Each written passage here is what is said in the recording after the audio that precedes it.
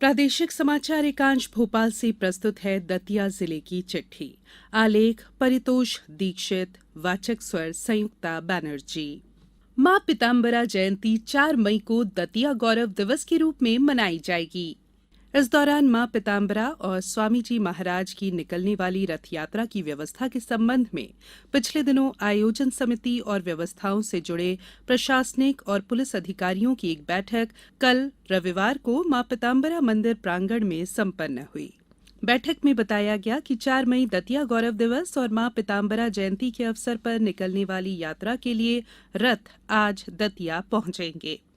बैठक में मध्यप्रदेश के गृह जेल संसदीय कार्य विधि विधायी विभाग के मंत्री doctor Narottam Mishra, collector Sanjay Kumar, police अधीक्षक अमन सिंह राठौर सहित आयोजन समितियों के पदाधिकारी उपस्थित थे।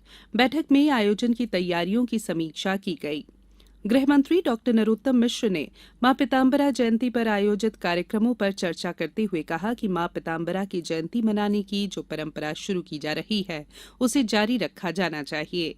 उन्होंने बताया कि रथ यात्रा के दौरान 2 रथ निकलेंगे, जिसमें सबसे आगे स्वामी जी महाराज का रथ रहेगा, वहीं दूसरा रथ मां पीताम्बरा का होगा। बैठक के दौरान कलेक्टर संजय कुमार ने बताया कि रथ यात्रा का मार्ग करीब 2.5 किलोमीटर होगा। उन्होंने बताया कि मां पीताम्बरा जयंती और दतिया गौरव दिवस मनाने के लिए लोगों में उत्साह का माहौल देखने को मिल रहा है।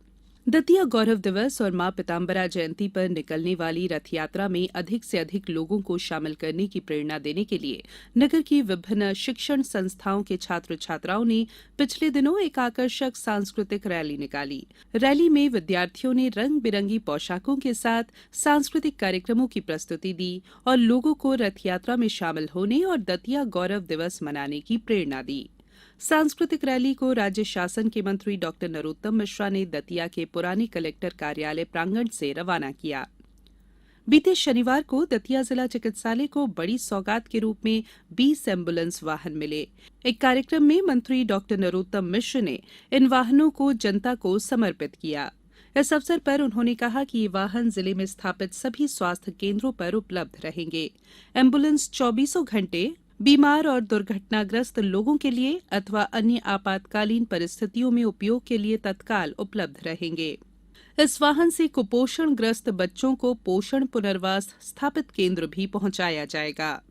आजादी के अमृत महोत्सव के तहत एक जिला एक उत्पाद और प्राकृतिक खेती विषय पर 1 दिवसीय कृषक प्रशिक्षण और भ्रमण कार्यक्रम दतिया जिले के सेवड़ा विकासखंड के साई इंटरनेशनल स्कूल नेतुआपुरा इंदरगढ़ में संपन्न हुआ।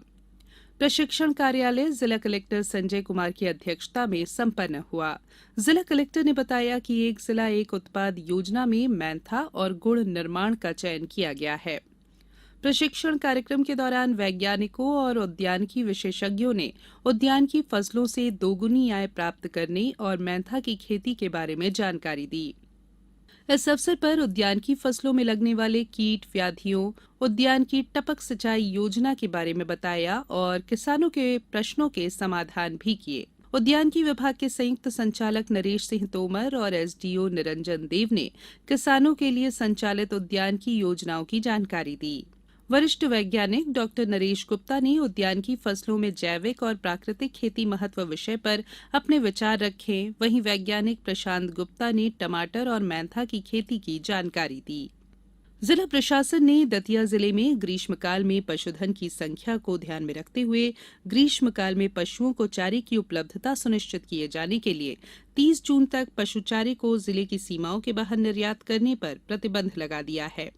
दतिया जिले में पीसी और पीएनडीटी एक्ट के सफल क्रियान्वयन के लिए जिले में सूचकांक और अल्ट्रासोनोग्राफी सेंटरों की मॉनिटरिंग किए जाने के संबंध में पिछले दिनों मुख्य चिकित्सा एवं स्वास्थ्य अधिकारी के कार्यालय में जिला एडवाइजर बोर्ड की बैठक आयोजित की गई।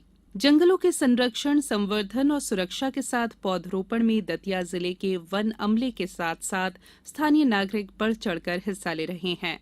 इसी का परिणाम है कि वर्ष 2019 से 2021 तक दतिया वन मंडल के तहत 3,63,480 विभिन्न मिश्रित प्रजातियों के पौधे लगाए गए और उनकी देख रेख भी की जा रही है। जिले की चिट्ठी समाप्त हुई।